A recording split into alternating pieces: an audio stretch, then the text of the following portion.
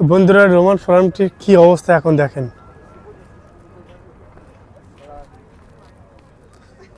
একটা সময় এখানে কত বাজার হাট, কত বক্তৃতা, কত মিছিল হতো, বিভিন্ন নির্বাচনের জন্য এখানে বক্তৃতা দিত।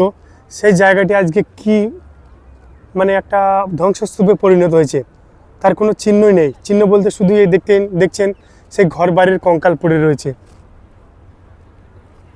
একটা সময় মানুষ নিজেকে কি ভাবতো, কত শক্তিশালী ভাবতো, আর এক প্রজাতির মানুষকে কিছু মনে করতো না যারা কৃতদাস ছিল। দেখেন সবই সেইগুলো সেই মাটির সাথে মিশে গেছে।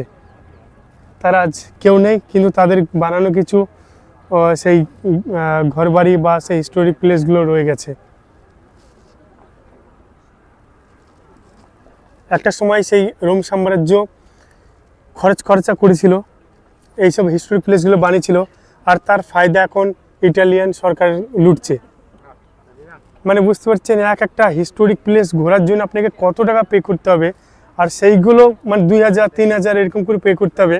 আর এখানে প্রচুর হিস্টোরিক প্লেস রয়েছে।